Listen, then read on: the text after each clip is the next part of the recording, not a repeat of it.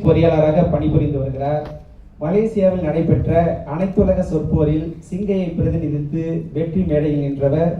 Singapore இளைய சாதனையாளர்கள் புத்தகத்தில் இடம் பிடித்துள்ளார். பட்டிமன்ற தாரகை விருதும் பெற்றிருக்கிறார். பட்டிமன்றங்கள், தனி பேச்சுகள், நூல் அறிமுகம், இலக்கிய பேச்சுகள் போன்ற தமிழ் பணிகளை விரும்பியும் ரசித்தும் செய்து கொண்டிருப்பவர். கம்பன் மேல் காதலும் பாரதி மேல் பாசமும் இலக்கியங்கள் மேல் தீரா பற்றும் கொண்டவர். இயன்றவரை இன்பத் தமிழை பிறர் ரசிக்கவும் சிந்திக்க வைக்கவும் பேச ஆசைப்படுபவர். அவருடைய ஆசையை நிறைவேற்றுவது நம் கடமை அல்லவா? இதோ வருகிறார் முதல் சிறப்புரையாளர் திருவாட்டி வானதி பிரகாஷ் அவர்கள். அவர் அந்தமில்லா அன்பு என்ற தலைப்பில் இன்று உரையாற்றவிருக்கிறார். அவருக்கு பொன்னாடை போர்த்தி சிறப்பு செய்யவும் நினைவு பரிசு வழங்கவும் சிங்கப்பூர் தமிழ் எழுத்தாளர் கழகத்தின் உதவி தலைவர் திருவாட்டி மலையரசி அவர்களை மேடைக்கு அழைக்கிறேன்.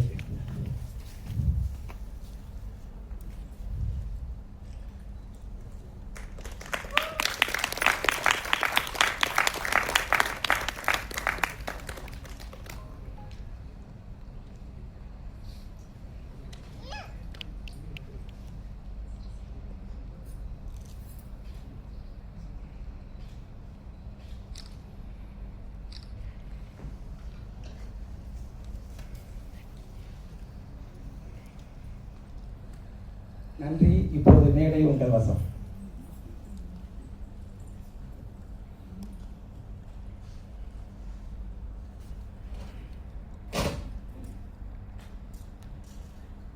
அன்பின் விலாசம் எங்கே?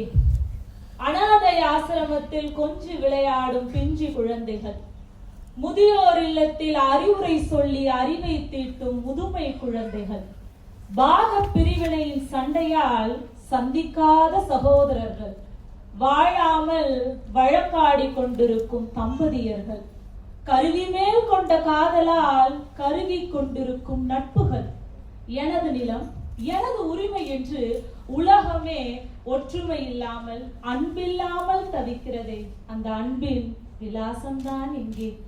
உலகமே தொலைத்து தேடிக்கொண்டிருக்கும் அந்த அன்பின் விலாசத்தை சொல்லத்தான் கம்பன் இங்கே விஸ்வரூபம் எடுக்கிறான். தன் வில்லை நாணேற்றி அன்பு என்னும் அம்பை எய்துகிறான். அந்த அம்புபட்ட இடமெல்லாம் அன்பு மலர்கள் மலர போகிறது. அந்த மலர் சோலைக்குள் தான் நாம் இப்பொழுது செல்ல போகிறோம். அந்த கம்ப சோலைக்குள் சிறியவளாகிய நானும் செல்ல எனக்கு வழிகாட்டி வாய்ப்பளித்து வளர்த்து கொண்டிருக்கும் அறிஞர் பெருமக்களாகிய உங்களுக்கும் அவையோருக்கும் அன்னை தமிழுக்கும் என் அன்பான வணக்கம். அந்தமில்லா அன்பு என்றால் அளவில்லாத அன்பு என்று பொருள். எனக்கு கம்பனின் மேல் அளவில்லாத அன்பு வர காரணம் சிங்கப்பூர் தமிழ் எழுத்தாளர் கழகம். ஏனென்றால் 2022 செப்டம்பர் 3ஆம் தேதி அன்னைக்குதான் முதல் ராமாயணத்தை பற்றி பேசுவதற்கான வாய்ப்பு எனக்கு கிடைத்தது. ஐயா சொன்ன மாதிரி அவர் பள்ளியில படிச்சிருக்கேன்னு சொன்னார் சிறப்பு விருந்தினர். நான் பள்ளியில கூட படிக்கல. எனக்கு கம்பராமாயணத்தை பத்தி உண்மையிலேயே எந்த ஒரு யோசனையும் அதை படிக்க வேண்டும் என்ற ஆர்வம் எனக்கு இருந்ததே இல்லை. 2022 நான் இங்கு பேசியதுக்கு பிறகுதான் எனக்கு கம்பன் மேல் காதலே வந்தது. அதிலிருந்துதான் கம்பன் மேல் காதலும் பாரதி மேல் பாசமும் என்ற வரியை நான் சொல்ல தொடங்கினேன். உங்களுடைய நோக்கம் நிறைவேறியதா இல்லையா என்று நீங்கள் யோசித்தால் நீங்கள் என்னை பாருங்கள். நான் ஒன்றுமே தெரியாத என்னை இன்று சிறப்பு பேச்சாளராக ஆக்கும் அளவுக்கு என்னை கம்பனை படிக்க வைத்தது சிங்கப்பூர் எழுத்தாளர் கழகம் தான். அதற்கு நான் தலை சார்ந்த நன்றியை முதலில் தெரிவித்துக் கொள்கிறேன். அதே போல அந்தமில்லாத அன்பு இந்த தலைப்பை கம்பன் எனக்கு தேர்ந்தெடுக்க காரணம் உங்களின் அன்பு என்று நான் நினைக்கிறேன். ஏனென்றால் இன்று புரட்டாசி சனிக்கிழமை, அது மட்டும் இல்லாம F1 ரேஸ் நடக்குது. ஆனா இங்க இளைஞர்கள் இருக்காங்க. அதை நினைக்கும் போது மனசுக்கு மகிழ்ச்சியா இருக்கு. அது மட்டும் இல்லாம நிறைய தமிழ் அமைப்புகள் இன்னைக்கு நிகழ்ச்சி இருக்கு. இதெல்லாம் இருந்தும் F1 ரேஸை விட்டுட்டு புரட்டாசி சனிக்கிழமை விட்டுட்டு பல நிகழ்ச்சியை விட்டுட்டு இன்று என் கம்பன் பேச்சுக்காக நான் என் நண்பர்கள் எல்லாம் வந்திருக்காங்க. அவங்களுடைய அன்புக்கு நான் கடமைப்பட்டு இருக்கிறேன். அவர்களின் அன்பு என்னை வியக்க வைக்கும் என்பதால் தான் கம்பன் என்னை அந்தமில்லா அன்பு என்று பேச வைத்தானோ என்று எனக்கே தோன்றுகிறது.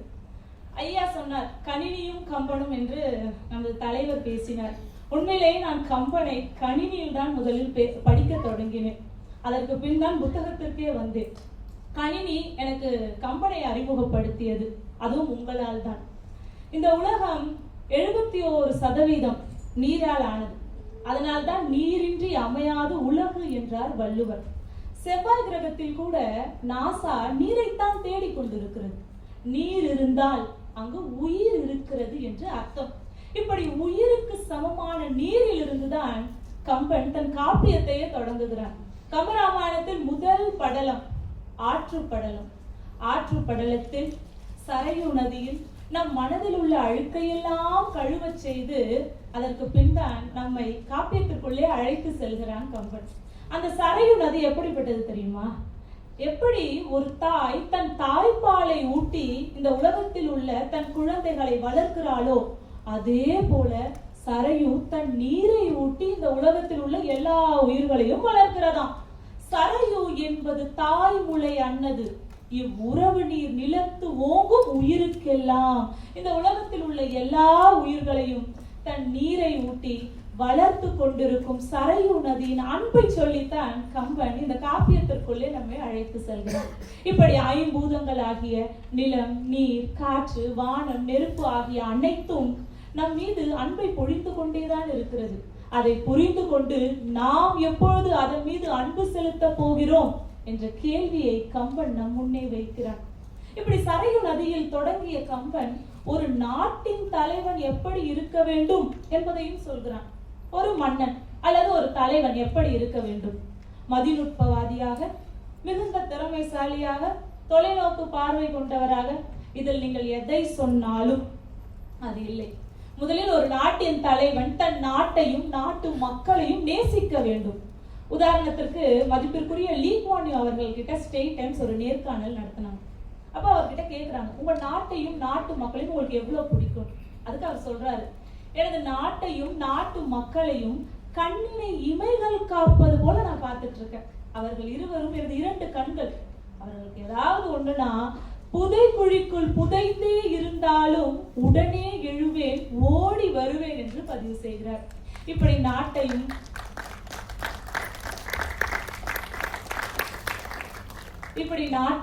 நாட்டு மக்களையும் நேசித்த ஒரு தலைவர் நம் வரலாற்றில் இருக்கிறார். கம்பனிலும் அதே போன்று ஒரு சிறப்பு மிக்க தலைவன் இருக்கிறான். அவன்தான் தசரதன். தசரதன் சொல்றான், 60,000 ஆண்டுகள் என் மக்களை நான் எந்த குறையுமே இல்லாம பார்த்துட்டேன். எனக்கு எந்த குறையுமே இல்லை. ஆனா எனக்கு அப்புறம் என் மக்களை பார்த்துக்க எனக்கு ஒரு குழந்தை செல்வம் இல்லையே என்று வருத்தப்படுகிறான். 60,000 ஆண்டும் மாண்டூர ஒருவகை ஒடுக்கி இவ்வுலகை ஓம்பினேன், பிரிதொரு குறை இல்லை. என் பின் வையகம் மருங்குவது என்பது ஓர் மறுக்கம் உண்டுவாரோ? எனக்கு அப்புறம் என் மண்ணையும் மக்களையும் பாதுகாக்க எனக்கு ஒரு மகன் இல்லையே என்று வருத்தப்படுகிறான். இந்த அன்புதான் ஒரு மன்னனின் மாண்பு. இங்க இளைஞர்கள் நிறைய பேர் இருக்கீங்க. எதிர்காலத்துல உங்களை யார் வேண்டுமானாலும் சிறந்த தலைவர்களாக மாறலாம். அதற்கு தலையாய பண்பு அன்பு என்பதை தசரதனை வைத்து நமக்கு காட்டுகிறான் கம்பன். ஆளும் நாட்டை எப்படி நேசிக்க வேண்டும் என்று சொன்ன கம்பன் வாழும் வீட்டில் எப்படி அன்பா இருக்க வேண்டும் என்பதற்கும் உதாரணம் தருகிறான். சொர்க்கமே என்றாலும் அது நம்மூரு போலாகுமா? இந்த பாடலை இருக்கிற பெரும்பாலானோர் கேள்விப்பட்டிருப்பீங்க. உண்மை அதுதான். இந்த உலகத்துல நீங்க எந்த மூலை முடுக்குல போனாலும் நம்ம வாழ்ற இடத்தோட வசதி நமக்கு வராது. ஒரு 10-15 நாள் ஹாலிடே போயிட்டு வரலாமே தவிர நம்ம இருக்கிற இடம் தான் நமக்கு ஒரு பாதுகாப்பு. அப்படிப்பட்ட ஒரு பாதுகாப்பான இடத்தை விட்டுதான் ராமனும் இலக்குவனும் சீதையும் அயோத்திக்கு செல்வாங்க. இடத்தை தாண்டி நமக்கு ஒரு மிகப்பெரிய பலம் நம்முடைய அப்பா அம்மா இருக்காங்கன்னாலே அது ஒரு மிகப்பெரிய பலம். அதனால்தான் நபிகள் நாயகம் அவர்கள் சொல்வார், தாயின் காலடியில் சொர்க்கம் இருக்கிறது என்று. ஆனா இன்னைக்கு எத்தனை பேர் அம்மா அப்பாவை மதிக்கிறோம், அவங்க மேல அன்பா இருக்கிறோம்? வீட்டின் பெயரோ அன்னை இல்லம், அன்னை இருப்பதோ முதியோர் இல்லம். இந்த மாதிரியான வாசகங்கள்லாம் கேட்கும்போது உண்மையிலேயே வலிக்கிறது. அவர்கள் இருக்கும் பொழுது அலட்சியப்படுத்துவதும், இல்லாத போது அவர்களை நினைத்து அழுவதுமாக இருக்கும் இந்த நிலை மாற வேண்டும். அம்மா அப்பா இருக்காங்கன்னாலே அது ஒரு மிகப்பெரிய தைரியத்தை கொடுக்கும், மன உறுதியை கொடுக்கும். அதை சுமித்திரையை வைத்து நமக்கு விளக்குகிறான் கம்பன். எப்படி? ராமன் காட்டுக்கு போறான், இலக்குவனும் கூட போகணும்னு ஆசைப்படுறான். அதனால இலக்குவன் தன் தாய் சுமித்திரையை பார்த்து கேட்கிறா, அம்மா அண்ணனோட நீயும் போன்னு சொல்லுங்கம்மா, அந்த சொல்லே எனக்கு ஒரு மிகப்பெரிய துணையாக இருக்கும்னு சொல்றான். உடன் ஏகு என் பிராட்டி சொன்னால் அதுவே துணையாம் என தூய நங்கை பொன்னார் அடிமேல் பணிந்தான். கேட்டுட்டு தாய் சுமித்திரையின் பதிலுக்காக காத்திருக்கிறான். ஆனா இன்னைக்கு நான் ஏன் சொல்லிட்டு போனோம், போட்டுமான்னு பெர்மிஷன் கேட்கல, போறேன்னு இன்ஃபர்மேஷன் சொல்றேன்னு ஒரு கூட்டம், ஏன் சொல்லணும்னு இன்னொரு கூட்டம். இப்படிப்பட்டவங்களுக்கு தான் பாரதி சொன்னான், போவான் போவான் ஐயோன்னு போவான். இங்க இலக்குவன் அயோத்தியிலிருந்து காட்டுக்கு போறதுக்காக சுமித்திரையின் பதிலுக்காக காத்திருக்கிறான். சுமித்திரைக்கு தெரியும் ராமன் இல்லாம இலக்குவனால இருக்க முடியாது. இருந்தாலும் போறது புது இடம், வசதி இருக்காது, பாதுகாப்பு இருக்காது, அம்மா அப்பாவும் கூட இல்ல. இலக்குவன் எதிர்பார்க்கலனாலும் சுமித்திரை இலக்குவனுக்கு ஒரு பாதுகாப்பான உணர்வை ஏற்படுத்த வேண்டும் என்பதற்காக உளவியல் ரீதியாக ஊக்கமளிக்கிறார். எப்படி? சுமித்திரை சொல்றா, இப்ப நீ போற காடு இருக்குல்ல, அதுதான் உன்னுடைய அயோத்தி. உன்னை ரொம்ப நேசிக்கிற ராமன் இருக்கான்ல, அவன் தான் உன்னுடைய மன்னன், அதாவது தந்தை. சீதை தான் உன்னுடைய தாய். உண்மையை சொல்லணும்னா நான் சிங்கப்பூர் வரும்போது எங்க அம்மா எனக்கு இப்படிதான் சொல்லி அனுப்பிச்சாங்க. எனக்கு ஒரு பாதுகாப்பு உணர்வை ஏற்படுத்தும் என்பதற்காக. அவர்கள் சென்றதோ வனவாசம், நான் வந்ததோ மகிழ்ச்சியான வனவாசம், அது வேற கதை. இப்ப சுமித்திரை சொல்றா, அவ்வனம் இவ் அயோத்தி மா காதல் ராமன் நம் மன்னவன், வையம் ஈந்தும் போகா உயிர் தாயார் நம் பூங்குழல் சீதை என்றே ஏகாய். அயோத்தி இருக்கு, தாய் தந்தை இருக்கிறாங்க, அப்புறம் என்ன கவலை, உடனே கிளம்பு என்கிறார். எனக்கு தெரிஞ்சு ராமனுடைய அம்மா கோசலியும் ராமனை பார்த்து, ராமா நீ போனா இலக்குவனும் கண்டிப்பா வருவான். இலக்குவனோட தாய் மட்டும் இல்ல, உன்னுடைய தந்தை பிள்ளை, தம்பி மட்டும் இல்ல, உன்னோட தந்தை பிள்ளை தாய் எல்லாமே உனக்கு அவன்தான்னு கோசலையும் சொல்லி அனுப்பியிருப்பாள் என்று நான் நினைக்கிறேன். கம்பனில் இல்லை. ஏனென்றால் இந்திரஜித் மாயப்போர் செய்து இலக்குவனை வீழ்த்தி விடுகிறான். அப்பொழுது ராமன் அவன் இறந்து போனதாகவே நம்பி விடுகிறான். அப்போதான் ராமன் மனதில் இலக்குவனை எப்படி நினைத்திருக்கிறான் என்ற உண்மை வெளிவருகிறது. ராமன் பார்த்து புலம்புகிறான், தாயோ நீயே, தந்தையோ நீயே, சேயோ நீயே, தவம் நீயே, தம்பியும் நீயே, திரு நீயே. இது மாதிரி இப்பொழுது இந்த மாதிரியான சூழ்நிலைகளில் தான் ராமன் இலக்குவனை எப்படி நினைத்திருக்கிறான் என்ற உண்மை வெளிவருகிறது.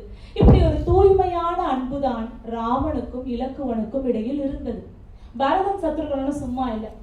பரதனுக்கு எப்படி கம்பன் சொல்றாருன்னா, அன்புக்கு ஒரு உருவம் கொடுக்கணும்னா அதுதான் பரதனா.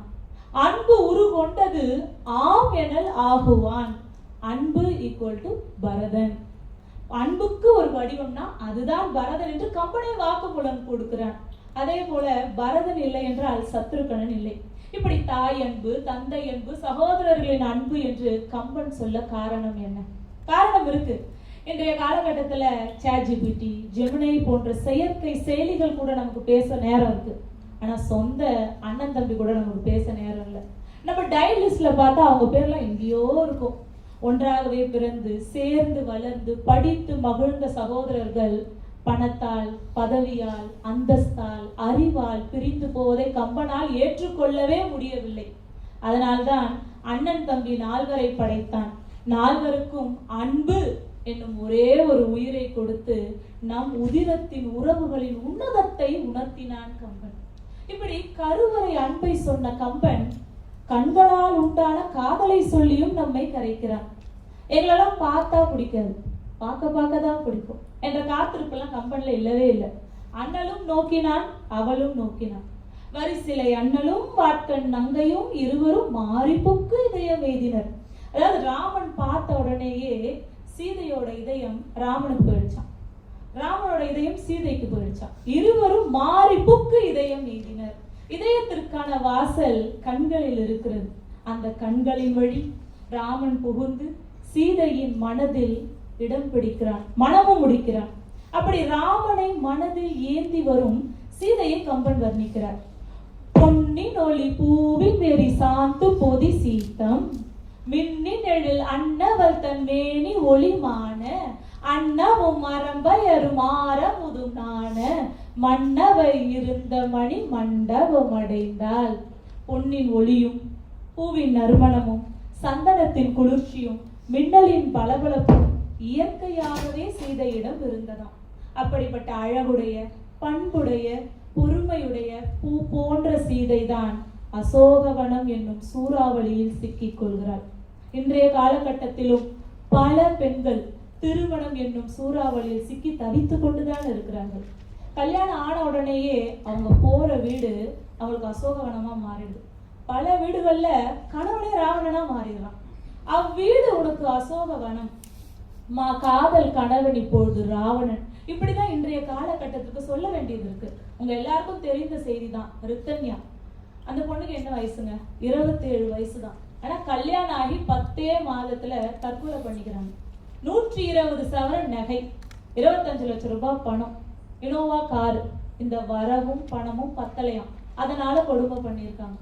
திருமணம் என்பது என்ன? பணத்தை பங்கு போடுவதா? அது பாசத்தை பகிர்ந்து கொடுப்பது. அந்த பாசம் இல்லாததால் தான் இன்று பாதி பேர் நீதிமன்ற வாசலில் நின்று கொண்டிருக்கிறார்கள். யார் இல்லைனாலும், எது இல்லைனாலும், உனக்கு நான் இருக்கிறேன், எனக்கு நீ இருக்கிற, இதுதானே கணவன் மனைவி உறவு. ராவணன் சீதையை கடத்திட்டு போகும்போது ராமன் கிட்ட ஒண்ணுமே இல்லை, எந்த சேனை படையுமே இல்லை. அன்புன்ற ஒரே ஒரு படையை கொண்டுதான் சீதையை மீட்க சென்றான் ராமன். அந்த அன்புக்குத்தான் அனைத்து படையும் வந்து சேர்ந்தன. குகன் வந்து ராமன் வனவாசம் வரும்போது அன்பால் வந்து சேர்ந்தவன். சீதையை கடத்தி சென்றவுடன் வீடனன் வந்தான், சுக்ரீவன் வந்தான். குகனோடு ஐவரானே முன்பு, பின் குன்று சூழ்வான் மகனோடு அறுவரானே. எம்முழை அன்பின் வந்த அகனவர் காதலைய நின்னோடும் எழுவரானும். புகழரும் காணம் தந்து புதல்வர்களால் பொழிந்தான் உந்தை. குகன், வீடனன், சுக்ரீவன், அனுமன், அங்கதன், சடாயு, சம்பாதி இவர்கள் எல்லாம் அன்பிற்காக தானாக சேர்ந்த கூட்டம். அன்பு எல்லாவற்றையும் எல்லாரையும் இணைக்கும் என்பதைத்தான் கம்பன் இங்கே நமக்கு இந்த குகன், வீடனன், அங்கதன் இவர்களை எல்லாம் வைத்து நமக்கு காட்டுகிறான். சீதைக்கும் ராமனுக்கும் இடையில் அன்பு இல்லை என்றால் ராமாயணமே இல்லை. அதே போலத்தான் கணவனுக்கும் மனைவிக்கும் இடையில் அன்பு இல்லை என்றால் வாழ்க்கையே இல்லை. அப்படி அன்பில்லாமல் வாழ்க்கையை தொலைத்தவருக்கு வழிகாட்டத்தான் கம்பன் இருக்கிறான். கணவன் மனைவி உறவின் ஆழத்தை அளந்து சொல்கிறான். இப்படி கணவன் மனைவி, அம்மா அப்பா, அண்ணன் தம்பி, அக்கா தங்கச்சி இவர்களை எல்லாம் விட ஒரு புனிதமான ஒரு உறவு என்னன்னு சொல்லுங்க பார்க்கலாம். சத்தமா முழுகாத ஷிப்பது நட்பு. நட்புன்னு சொல்லும் போது உயிர் சக்தி பிறக்குது, மூச்சு நிலை. நட்பு அந்த சொல்ல எவ்வளவு பெரிய உற்சாகத்தை கொடுக்குது. ஒரு நல்ல நண்பன் நம் சாதனைகளை பார்த்து சந்தோஷப்படுவான், நம் கவலைகளை பார்த்து கண்ணீர் வெடிப்பான். அப்படிப்பட்ட ஒரு உண்மையான நட்பு தான் ராமனுக்கும் இலக்குவனுக்கும் கிடைக்கும். அவன்தான் அனுமன். பேரை கேட்டாலே சும்மா அதிருது இல்ல. உண்மையிலேயே அனுமனுக்கு 10 பொருத்தமும் பக்காவா பொருந்துற மாதிரி ஒரு பாரதி பாடல் கூட இருக்கு. கானகத்தே சுற்று நாளிலும் நெஞ்சில் கலக்கம் இல்லாது செய்திடுவான். பெரும் சேனை தலை நின்று போர் செய்யும் போதினில் தேர் நடத்தி கொடுப்பான்.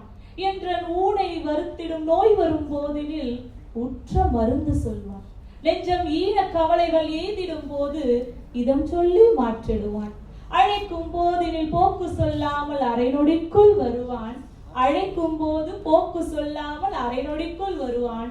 வெள்ளத்தை போல் அருள் வார்த்தைகளை சொல்லி மெலிவு தவிர்த்திடுவான்.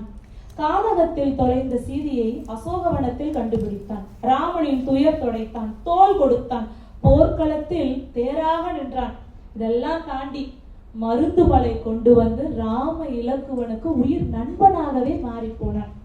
அனுமனின் விஸ்வரூபத்தை போல அவன் அன்பும் மிகப்பெரியது. உதாரணத்திற்கு இலக்குவன் போர்க்களத்துல மயங்கி கிடக்கிறான்.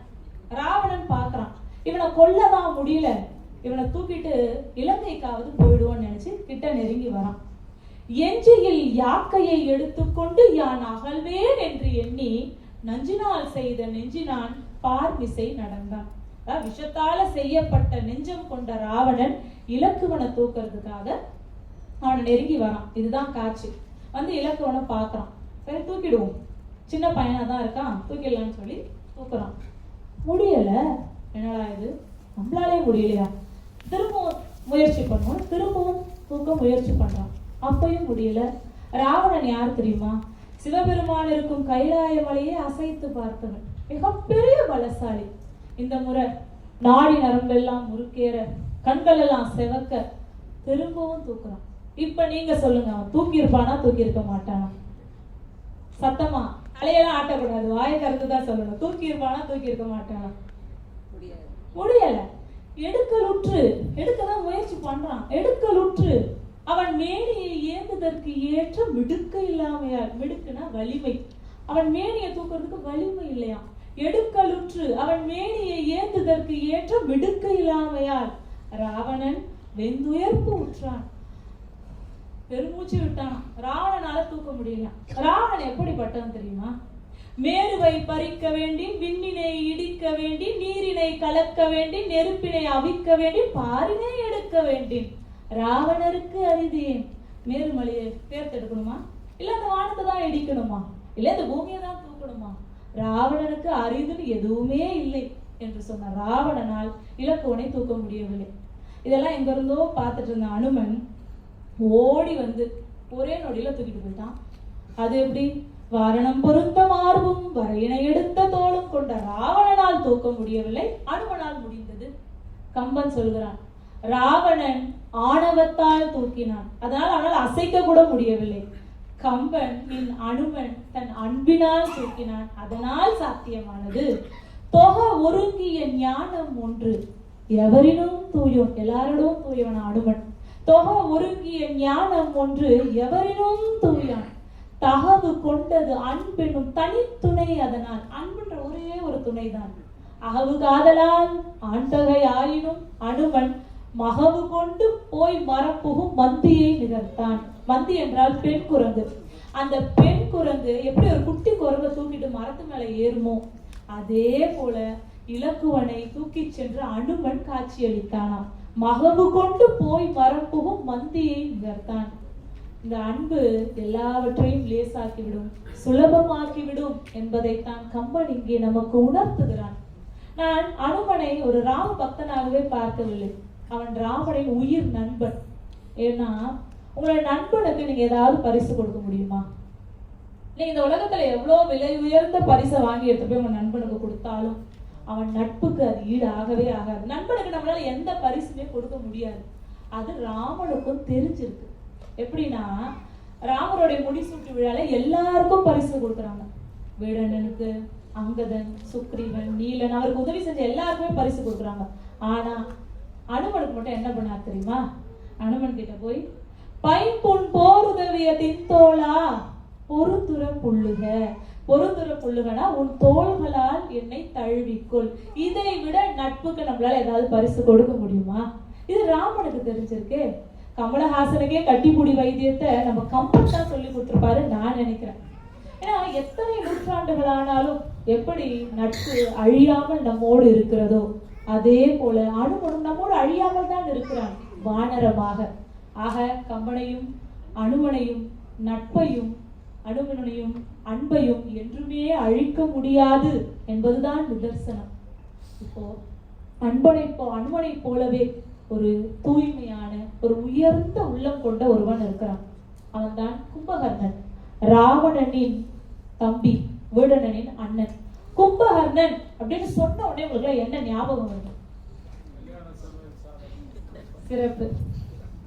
நல்லா சாப்பிடுவான், நல்லா தூங்குவான், இப்படிதான் பெரும்பாலானோர் நினைச்சிட்டு இருக்கீங்க இல்லையா? ஆனா கம்பன் கும்பகர்ணனை அப்படி ஒரு கதாபாத்திரமாக படைக்கவே இல்லை. கம்பராமாயணத்திலேயே மிகவும் உயர்ந்த உள்ளம் கொண்டவன் கும்பகர்ணன் தான். அதுக்கு ஒரு சின்ன கதை. ஒரு ஊர்ல அண்ணன் தம்பி இருந்தாங்க.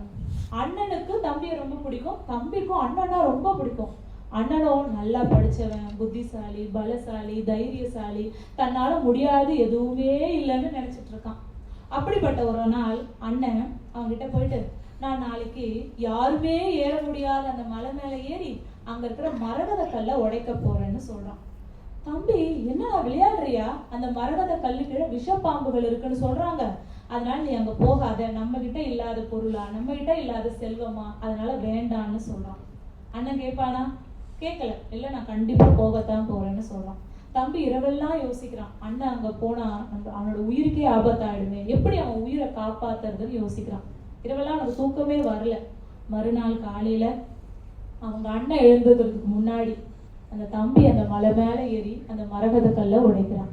அங்க இருக்கிற விஷ பாம்புகள் அவன் தம்பியின் உயிரை குடித்தன. அண்ணனுக்காக தெரிந்தே உயிர் தியாகம் செய்ய சென்றிருக்கிறான் தம்பி. போறதுக்கு முன்னாடி ஒரு எழுதி வச்சிருப்பாராம் ஒரு பேப்பர்ல, என் உயிர் உன்னை காக்கட்டும், மலை மீது ஏறி கல்லை உடைக்காது. இப்படி அண்ணனுக்காக தெரிந்தே உயிர் தியாகம் செய்த அந்த தம்பியின் உள்ளம் இருக்குல்ல, அதுதான் கும்பகர்ணனோட உள்ளம். கும்பகர்ணன் எவ்வளவோ சொல்லி பார்க்கறான் ராவணன் கிட்ட, அண்ணா வேணாண்ணா சீதையை விட்டுடு, இல்லைன்னா உயிரை விட்டுருவேன்.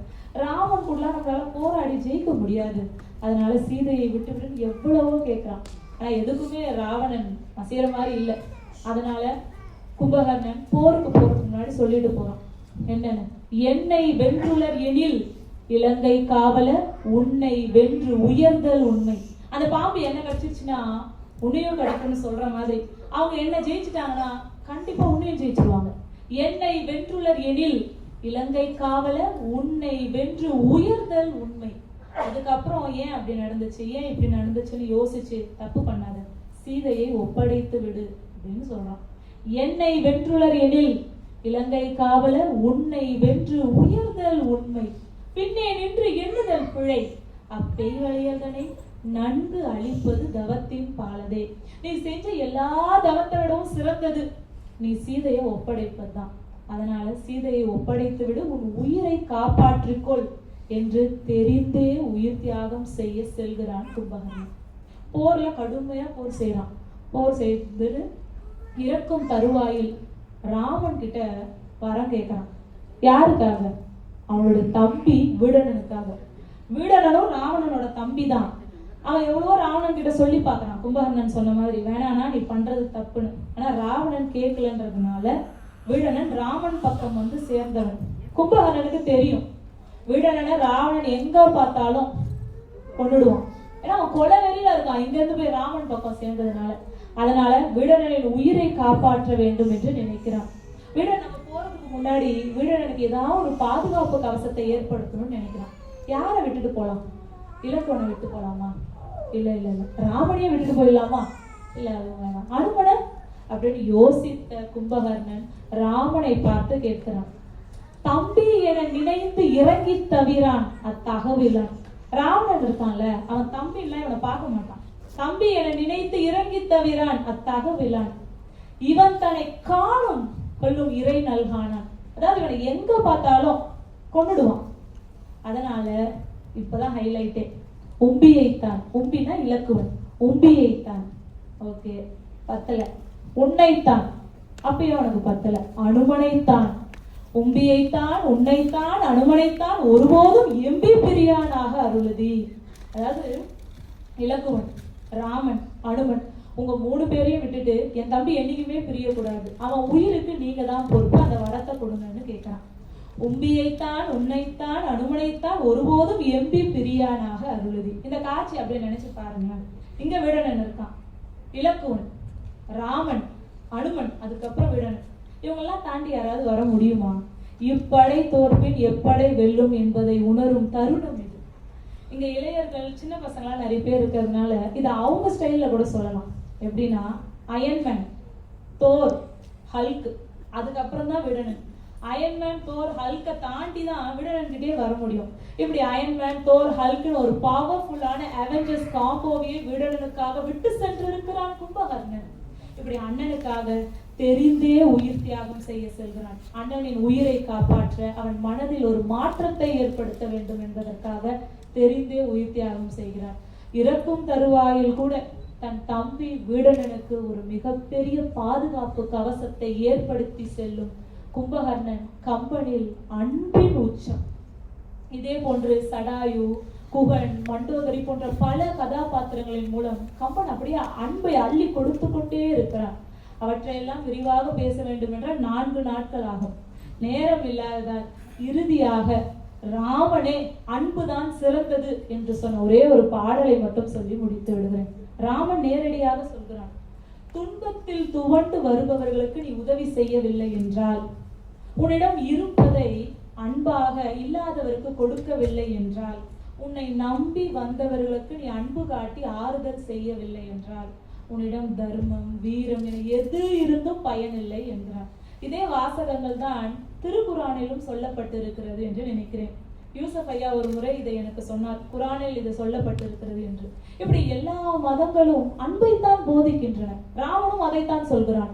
உடைந்தவருக்கு உதவானாயின், உள்ளது ஒன்று ஈயானாயின், அடைந்தவருக்கு அருளானாயின். அறம் என்ன, ஆண்மை என்ன? அன்புன்ற ஒண்ணு உங்ககிட்ட இல்லாத போது உங்ககிட்ட அறம் இருந்து என்ன பையன், வீரம் இருந்து என்ன பையன்? அன்பு இல்லாத வாழ்க்கை அர்த்தமற்றது. அந்த அன்பு மட்டும் இந்த உலகத்தில் உள்ள எல்லாரிடமும் இருந்து விட்டால் எப்படி இருக்கும்னு யோசிச்சு பாருங்களேன். எல்லார்கிட்டயும் இருக்கணும். இந்த உலகத்துல இருக்க எல்லார்கிட்டயும் இருந்தா இந்த உலகம் எப்படி இருக்கும்னு யோசிச்சு பாருங்க. ஏவுகணை தாக்குதல் இல்லை, இடிபாடுகளுக்கு இடையில் மறைய தேவையில்லை, பிஞ்சு குழந்தைகள் குண்டு மழையில் நனைய தேவையில்லை, அணு ஆயுதங்கள் இல்லை, ஆர்ப்பாட்டங்கள் இல்லை, யாரோடும் பகை கொள்ளலன் போர் ஒடுங்கும், புகழ் ஒடுங்காது என்ற கம்பனின் வரிகள் தான் இன்றைய நம் உலகிற்கு தேவை. கம்பன் வாழ்ந்த வரலாற்றை எழுதி செல்லவில்லை, நாம் எப்படி வாழ வேண்டும் என்பதை எழுதியிருக்கிறான். படித்து பாருங்கள். அவன் நமக்கு வாழ கற்றுக் கொடுக்கிறான். கம்பன் நம்மை வாழ வைப்பதற்காக வந்தவன். அதனால்தான் கம்பன் வீட்டு கட்டு தெரியும் கவி பாடும் என்று சொன்ன காலம் இன்று கணினி வரை வந்திருக்கிறது. நமது தலைவர் சொன்னது போல, இதே போல ஒவ்வொரு கதாபாத்திரங்களின் மூலம் கம்பன் நமக்கு வாழ்க்கையை சொல்லிக் கொடுக்கிறான். சரி, கம்பன் சொல்றது போலவே பகை இல்லாம, வெறுப்பு இல்லாம, காழ்ப்புணர்ச்சி இல்லாம இருந்தா என்ன நடக்கும்? ஒரு மேஜிக் நடக்கும். அதையும் கம்பன் தான் சொல்றாரு. என்ன நடக்குமா? நம்ம எல்லாரிடமும் அன்புடையவராக இருந்தால் அந்த கடவுளே நம்ம கிட்ட வந்து உனக்கு என்ன வரம் வேண்டும் என்று கேட்பாராம். அந்தமிலா அன்பு என் மேல் வைத்தாய், அழியத்தாய் எந்தை இனி இதற்கு கைமாறியாது. அந்தமிலா அன்புன்னா அளவில்லாத அன்பு. அந்தமிலா அன்பு என் மேல் வைத்தா என்றால் அளவில்லாத அன்பு இறைவன் மேல் வைத்த அன்புன்னு பொருட்கொள்ளக்கூடாது. இறைவனால் படைக்கப்பட்ட அனைத்தின் மீதும் அன்பு கொண்டவராக நீங்கள் இருந்தால் அந்த இறைவன் வந்து என்ன வரம் வேண்டும் என்று கேட்பார். அப்பொழுது சொல்லுவோம், வற்றி கொண்டிருக்கும் அன்பு என்னும் நீரை எல்லார் இதயத்திலும் நிரப்ப சொல்வோம்.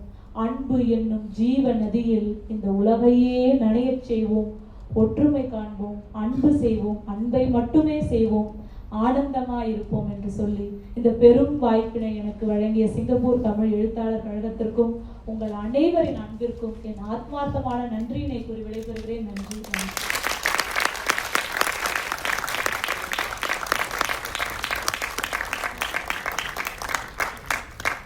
ராமாயண கதாபாத்திரங்கள் வெளிப்படுத்திய அன்பை அருமையாக நாம் கண்முன்னே காட்சிப்படுத்தி சென்ற திருவாட்டி வானதி பிரகாஷ் அவர்களுக்கு நன்றி. கம்பன் திருவள்ளுவருக்கு பல இடங்களில் உதாரணமாக திகழ்ந்திருக்கிறார்.